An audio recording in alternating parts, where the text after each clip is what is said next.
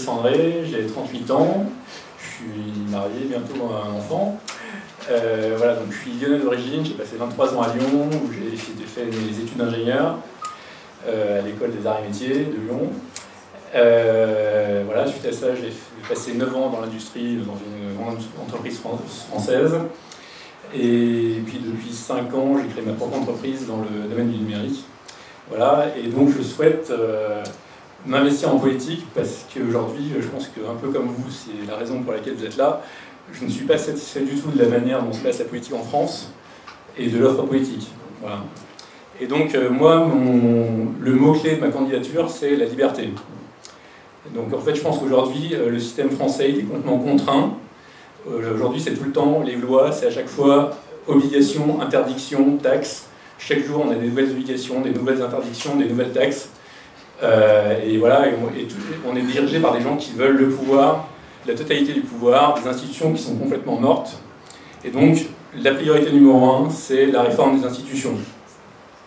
Et donc, je pense qu'il faut, effectivement, vu qu'il n'y a pas d'homme providentiel qui peut tout inventer, je pense qu'il ne faut pas tout inventer, il faut copier ce qui marche. Et donc, par exemple, dans le domaine des institutions, ce qui marche, c'est le modèle suisse, avec la démocratie directe qui fonctionne parfaitement bien en Suisse. Donc, ce qu'il faut faire, c'est copier le modèle suisse en France pour avoir une démocratie où les citoyens sont impliqués dès le plus bas niveau, dès l'échelon local, et que, en fait, les idées viennent vraiment de la base avec les référendums d'initiative citoyenne, etc.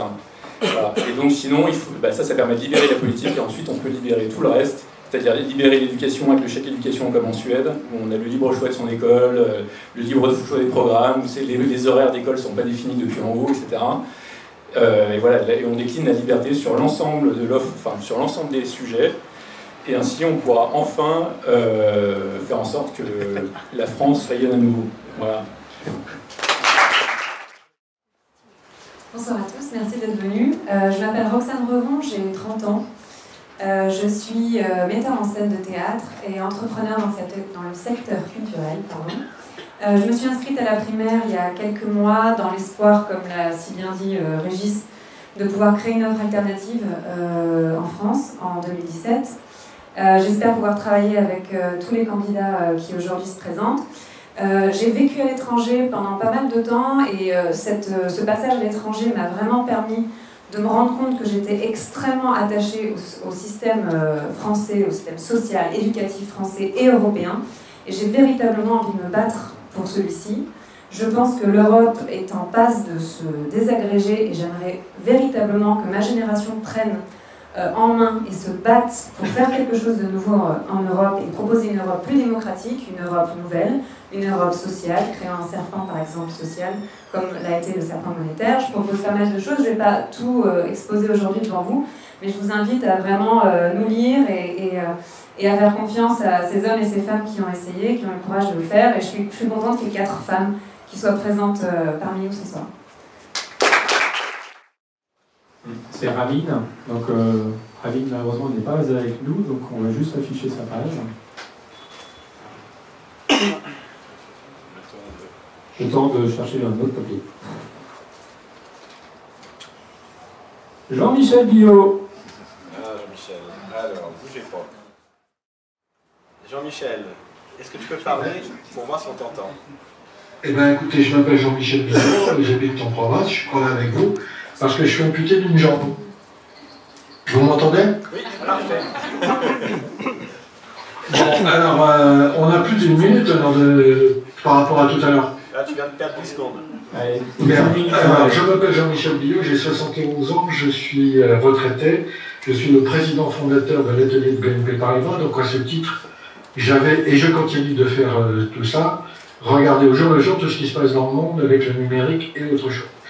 Je considère que la France est mal barrée et qu'elle ne prend pas la voie du numérique comme il faudrait la prendre, et donc comme la civilisation numérique est en train de gagner toute l'humanité, j'ai l'impression qu'on va avoir de sérieux problèmes. Donc quand j'ai rencontré Thibault, il m'a expliqué son affaire, je me suis dit tiens, j'ai des idées, je vais faire mon programme. Donc mon programme est assez simple, je vais vous le résumer très rapidement. Il faudrait passer d'une démocratie représentative un peu mafieuse que nous avons aujourd'hui à une démocratie directe, en 2 générations. Parce que je considère que les Français ne sont pas prêts pour faire ça. Alors mon programme, que vous verrez d'ailleurs sur le primaire, est assez simple. En fait, je vais commencer par la conclusion. Il faut refaire une constitution. Il faut refaire une constitution comme l'ont fait les Islandais, c'est-à-dire avec vous sur Internet. Donc, je vais partager, je ne sais pas si vous allez le voir, mais je vais partager avec moi sur mon... Non, vous n'allez pas le voir, donc c'est pas grave. Alors, quels sont les grands thèmes que je préconise? D'abord, pour réduire la corruption dans notre pays, eh bien, il faut revoir un peu tout le système des élus. Un élu n'a qu'un seul mandat, pas plusieurs, d'une durée de 7 ans. Il a interdiction formelle des cumuls, et un élu qui est condamné par la justice est inéligible à vie. Donc, vous verrez un peu ce que j'ai mis. L'administration, c'est pareil, il y a 6 millions de fonctionnaires, il y en a trop. Les élus, 618 000, il y en a trop. Il faut supprimer l'ENA et il faut mettre en place le revenu universel, je pense, pour mettre la France sur les rails de la civilisation du numérique. Et dernier point, naturellement, si on n'a pas de très haut débit, c'est pas la peine de continuer. Voilà, bon courage et bonne chance dans le futur. Merci. Bonsoir à toutes et à tous. Je suis vraiment très heureux effectivement d'être là parmi vous. Vous m'entendez? Bon, je recommence. J'ai gagné 10 secondes. Bon, bonsoir à toutes et à tous. Je m'appelle donc Daniel Bussard. Je suis marié, j'ai 43 ans, j'ai 3 enfants, j'habite Fontainebleau et je suis originaire du Tarn. Alors, je me suis engagé dans cette primaire parce que effectivement, depuis de nombreuses années, j'ai envie effectivement d'agir sur le cours des choses. Mais je ne trouvais pas l'offre politique dans le paysage et dans l'écosystème. Et quand est arrivée effectivement la primaire.org, ça a été pour moi une évidence. J'ai dit voilà, enfin une offre politique qui va me permettre d'agir sur le cours des choses. Et c'est vrai que c'est une démarche innovante, ne serait-ce que déjà par la technologie, mais aussi parce que derrière, il y a cette idée de remettre au cœur de notre démocratie la participation des habitants. Voilà. Et donc ça m'a vraiment séduit. Mon programme, très rapidement, j'ai une vision, on va dire, social-libérale européenne de la France. Voilà. Mon idée, c'est de remettre, effectivement, de recentrer les missions régaliennes de l'État, de donner beaucoup plus d'autonomie aux collectivités et de permettre donc aux citoyens de reprendre leur place au sein de la démocratie, en leur donnant effectivement cette capacité et ce pouvoir d'agir. Je trouve ça très très important. Avec, bien entendu, cette idée de reprendre le leadership européen, parce que je crois fortement effectivement au projet de paix qui est celui de l'Union européenne. Je dirais que j'ai 3 priorités dans mon programme. C'est bien sûr donc, le développement économique, l'éducation et après la protection des citoyens et des intérêts de la France. Je vous remercie. Merci beaucoup. Donc, je vais utiliser cette prothèse oratoire, parce qu'il n'y a pas trop dans mes habitudes. Michel Bourgeois, donc, je suis avocat pénaliste, je suis conseiller à la Cour pénale internationale au tribunal spécial pour le Liban et président du comité de la défense du nouveau barreau, enfin le premier barreau de la Cour pénale internationale. Donc par la force des choses, vision un peu globale des choses, et qui nous amène en fait à synthétiser ma vision de la France et de l'Europe de la manière suivante. C'est une France, une Europe horizontale, dont la seule verticalité sera celle des valeurs. Donc j'ai écrit il y a 1 an un bouquin qui s'appelle Médiocratie, du trou de serrure au trou noir. Le trou de serrure, c'était la loi sur la sécurité. Regardez par le trou de serrure et le trou noir. C'est l'état de notre système d'enseignement, où on est aujourd'hui, quand vous venez expliquer que l'Europe était quand même fondamentalement blanche il y a quelques années, on vous traite de raciste, alors que nos amis sénégalais vous expliquent qu'on avait fait fort en leur expliquant que leurs ancêtres étaient les Gaulois, et c'est marrant parce que ça fait écho avec ce qui s'est dit il y a quelques jours. Tant qu'il n'y a pas de malice, il y a des vérités, et qu'à partir du moment où on coupe les gens de leurs racines, mais de manière délibérée, eh bien vous avez en fait une panique généralisée à 65 millions quand on a 30 000 migrants qui arrivent, c'est-à-dire à peine un migrant par commune quand on regarde bien les choses. Et cette espèce de peur qui est mise en place doit être prise au sérieux, parce que ça correspond à quelque chose. Donc on a eu la volonté de casser un peu les choses. Donc on a des valeurs importantes. Donc j'ai ressorti, j'ai écrit un nouvel essai il y a quelques semaines, qui s'appelle « Réinventons la France ». C'est le retour aux sources de la République. En fait, on revient sur les valeurs, puisque une même phrase a changé de sens, et je vais terminer là-dessus, simplement sur le rôle des pouvoirs politiques et pourquoi ils se partagent bon an, mal an 70 millions d'euros, alors que nous, on fait effectivement de la politique low cost, mais de qualité tout de même. On vous disait que les groupements et partis politiques concourent à l'expression du suffrage. Le texte n'a pas changé. concours est devenu se mettre en compétition, alors qu'à l'époque ça voulait dire contribue à, ce qui n'était pas la même chose. L'expression du suffrage est devenue le vote, donc le vote gagnant, ce qui signifie que les groupements et partis politiques sont les seuls à pouvoir participer en fait à des élections dans la perspective de prendre le pouvoir. Donc on va revenir simplement sur le texte qui n'a plus le même sens, et on va tout simplement modifier la date pour que ce soit de nouveau fait en coïncidence, et tout le reste, vous verrez qu'au fur et à mesure des interventions des uns et des autres, nos programmes en fait se cumulent parce qu'on a beaucoup effectivement de points communs dans la démarche. Bonjour à tous, Charlotte Marchandise, j'ai 42 ans, j'habite en Bretagne. Je suis formatrice pour adultes dans le domaine de la santé publique, mais j'ai fait beaucoup d'autres choses. Dans ma vie, j'ai 3 enfants, 2 beaux enfants, puisqu'on en parlait, et puis surtout à côté de mon métier, j'ai été élue il y a 2 ans en tant que citoyenne à Rennes aux élections municipales. C'était pas prévu, mais depuis 2 ans, je découvre qu'en fait, sans adhérer à un parti, on peut changer les choses, on peut faire bouger les lignes, et c'est drôlement intéressant, et ça m'a permis de réfléchir au fond, c'est quoi les élus, c'est quoi la différence entre les élus locaux et les élus nationaux, parce que les petits maires des communes, ils gagnent pas grand-chose, ils sont 24 sur 24, et ils ont tout le côté tous pourris, et ça aussi, je pense que c'est assez dramatique. Si je me suis investie dans la primaire pour la présidentielle 2017, c'est parce que je ne veux plus voter contre le pire. C'est pas possible, je ne peux pas faire ça. Je voudrais voter pour un projet qui porte de l'espoir. Et je me suis engagée parce que je pense qu'on est toutes et tous concernés. Et si on veut choisir demain. C'est ça le sens de ma candidature. C'était aussi, Roxane l'a dit, pour qu'il y ait des femmes en politique. Là aussi, c'est ma responsabilité d'y aller. Le projet Choisir demain, c'est évidemment un projet collectif. C'est pas un projet présidentiel, c'est un projet qui se cumule. Au cœur de ce que je veux dire ce soir, c'est refonder la démocratie interactive, transparente, conviviale aussi. C'est mettre en place les transitions écologiques mais aussi sociales nécessaires à assurer un futur à nos enfants. Et puis surtout, remettre l'humain au cœur, remettre les gens au cœur, leur bonheur, leur bien-être, leurs conditions de vie, leurs conditions de travail. Il y a des milliers d'initiatives créatives, solidaires, justes, hyper intéressantes partout sur le territoire. Quand est-ce qu'on généralise ? Voilà, donc pour moi, la première point, c'est passer de moi président à nous présidents tous ensemble. Merci. Bonsoir à tous, je m'appelle Maxime Garnier, j'ai 27 ans et j'ai commencé à m'engager par la voie associative quand j'étais encore très jeune dans une ville qui s'appelle Bron, dans la banlieue de Lyon.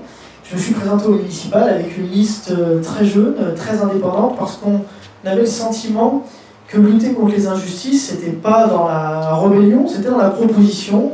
Évidemment, on a perdu cette élection municipale. Je suis monté à Paris faire une loi sur l'éligibilité à 18 ans, créer une association nationale sur les questions de jeunesse, qui m'a mené à être candidat en 2012 aux élections présidentielles, pour porter notamment des propositions sur le lien entre les générations et sur la place des jeunes dans les politiques publiques.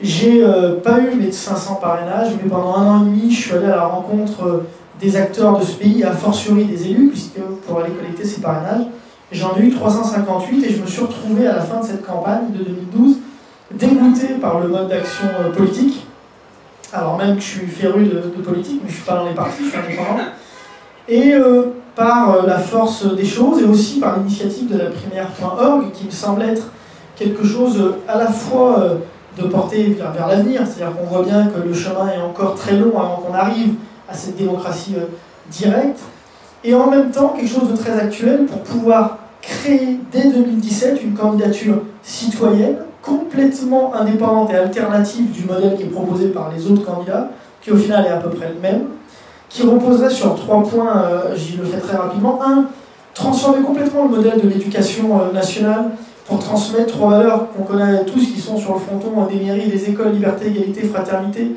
et pour former vraiment des jeunes citoyens, et pas seulement des travailleurs et des acteurs économiques. Transformer la manière qu'on a de voir la richesse, la réussite, la participation dans la société, pour aller vers une société du revenu citoyen, où nous pourrions chacun avoir notre place qui évolue dans la vie, et pouvoir transmettre aux nouvelles générations une société plus riche, plus ouverte et plus émancipatrice. Et enfin, re-questionner la démocratie, pour que les citoyens, sur les sujets qui les concernent le plus, et sur les territoires, sur les espaces, sur les terrains qui sont les leurs, puissent décider et changer la politique pour qu'en effet elle soit plus utilisée par des partis, mais reprise par les citoyens. Merci. Bonjour, je m'appelle Ariane, j'ai 24 ans. L'année dernière, j'ai fait un mémoire dans le cadre de mon Master 2. Et ce mémoire est aujourd'hui devenu un livre que j'ai publié qui s'appelle « Les créatifs culturels, l'émergence d'une nouvelle conscience ». Alors ce que je développe dans ma candidature sur la primaire, c'est totalement inspiré de ce que je développe dans mon livre. Je développe un projet d'entrepreneuriat social qui s'appelle « Un monde réenchanté » actuellement. Voilà, alors, pour dire quelques mots sur ma candidature, je vais présenter en fait la vision globale. Donc je vais essayer d'aller à l'essentiel. Je vais vous lire un extrait de mon livre, comme ça ce sera plus clair. Alors, donc, d'une structure pyramidale et verticale basée sur des rapports de force, d'autorité et de pouvoir, entre parenthèses Église, patriarcat, entreprise, État, nous allons progressivement vers une société basée sur une structure latérale, horizontale, en réseau de partage avec un co-leadership en intelligence collective. La pyramide traditionnelle de l'autorité, de la discipline et de la domination se transforme en une organisation plus latérale, plus fluide, ressemblant à celle d'un organisme vivant. Dans ce type d'organisation, la puissance, l'élitisme, les rapports de force sont remplacés par le rayonnement, la participation, la motivation intérieure, les relations d'association, la complémentarité et les rapports de flux. Je voudrais aussi faire une citation d'Edgar Morin qui, en fait, détermine bien ce que je souhaite défendre. Il faut oser prononcer le mot qui nous a tant fait honte que jamais, politiquement, nous n'avons osé l'employer. Il nous a fait honte parce qu'il a couvert toutes les bassesses possibles. Il faut quand même le prononcer. Nulle périphrase, nul substitut ne saurait remplacer le mot amour. L'amour est l'expérience fondamentalement positive de l'être humain. Est-ce qu'il reste un peu de temps ?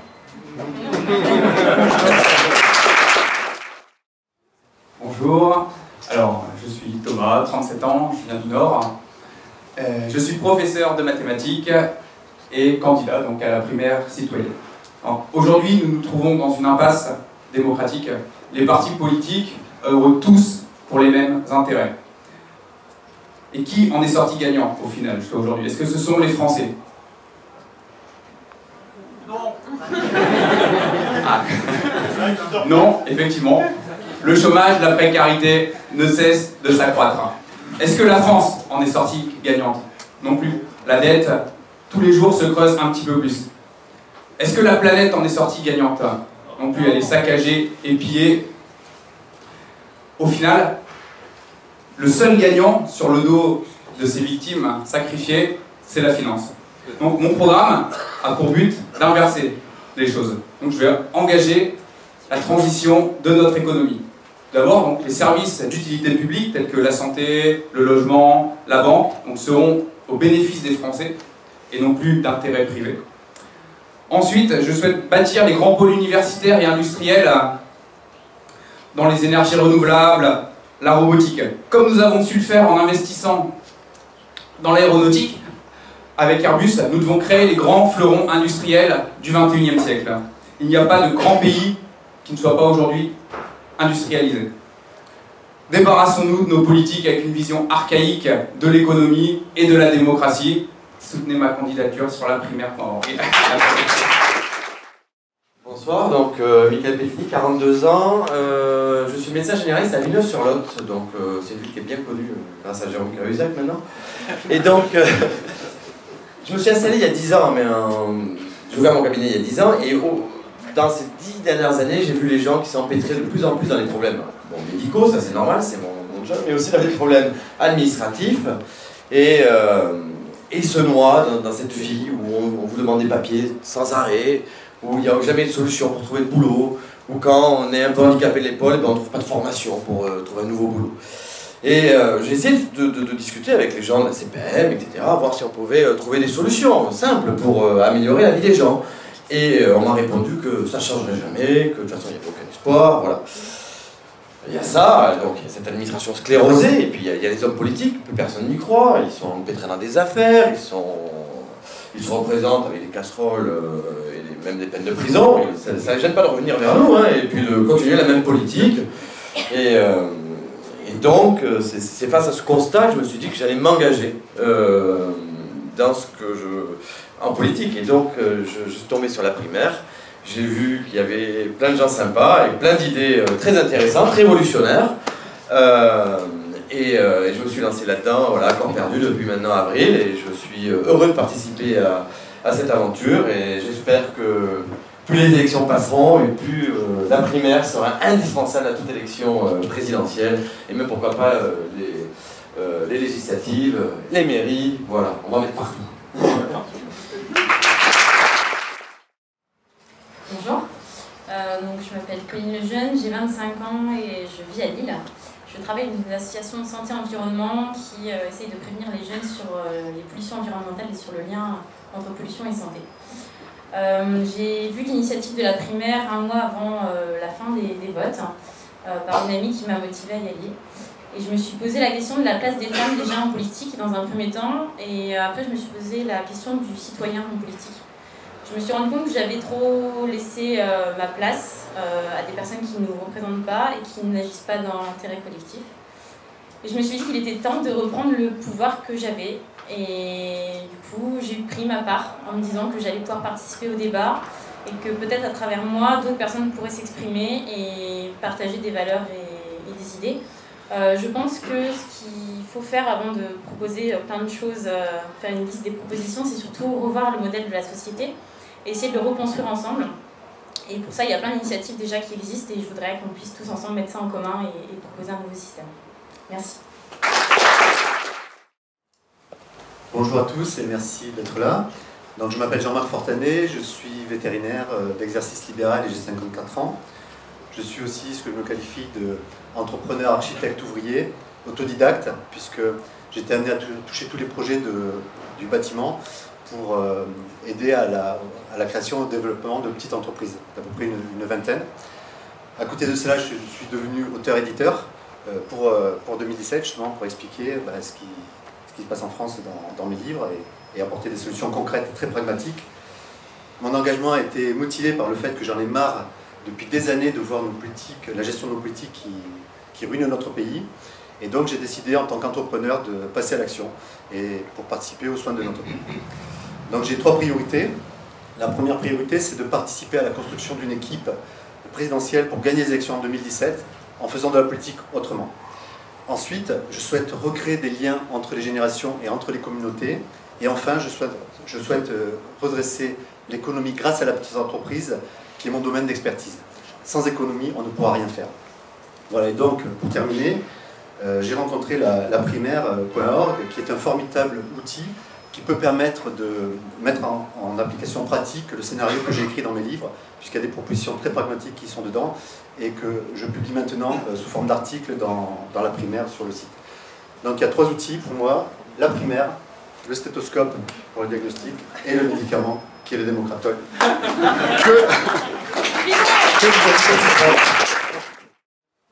Merci, bonsoir à tous. C'est quand même difficile de passer après la leçon d'amour d'Ariane, parce que c'était tellement joli. Et puis, je constate que grâce à Jean-Marc, le démocratol, c'est un bon. Alors, Philippe Mazuel, 60 ans, Marseillais, perdu à Paris.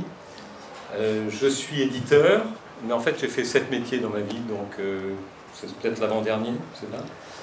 Et en fait, le fil rouge de mon parcours, c'est de fédérer des hommes et des femmes venus d'horizons différents autour de grands projets, le dernier étant la création d'un parti politique transnational européen à Bruxelles en 2007. Alors que ce soit dans le privé ou dans le public, à Bruxelles ou à Moscou ou bien à Beyrouth ou sous le feu en 1984, j'ai essayé de servir à la fois mon pays et la France, et l'Europe. Et le projet que je porte aujourd'hui, que j'aimerais bien porter, il a 4 volets. Le premier, c'est l'équi-économie, c'est-à-dire une économie qui soit plus équitable, plus équilibrée. Faire remonter l'ascenseur social, réparer l'ascenseur social, qui est le deuxième point. Le troisième, c'est la diplomatie pacifique. Et le quatrième, c'est la République européenne. Parce que être patriote aujourd'hui, c'est aussi être européen. Et c'est ce message que nous portons à Hénin-Beaumont, où s'est installé Patché, le Parti européen, il y a maintenant 1 an et demi. Et je soutiens, et je participe, je suis honoré et heureux de participer à Rien Paroc parce que c'est une révolution politique. Et si vous voulez mon intuition, je pense que le futur chef de l'État est dans cette salle aujourd'hui. Voilà.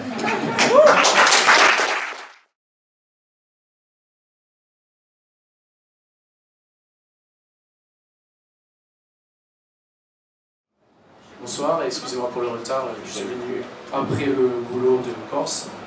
Donc moi c'est Nicolas Bernabeu, j'ai 31 ans, je vis à Ajaccio, je suis médecin, puis pour préciser à monsieur, j'avais aussi validé un master en économie et un master en droit.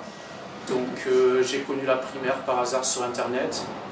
J'aurais jamais été candidat sans connaître cette initiative-là, mais ça fait quand même quelques années que je réfléchis à des propositions, à essayer de voir comment on pourrait faire autrement pour essayer d'optimiser les systèmes. Donc là, moi je propose 150 propositions dans tous les domaines. Et les lignes directrices de ce programme, c'est plutôt surtout le vivre ensemble, simplifier tous les systèmes économiques, fiscaux et de protection sociale afin de les optimiser, de dépenser moins de ressources publiques. Donc c'est dans cela que je propose le revenu de base. Donc j'ai me fixé déjà les montants et tout, entre 850 à 1200 € en fonction si les gens peuvent travailler ou pas. Et bon, je vous proposerai d'en discuter plus précisément à la suite. Merci.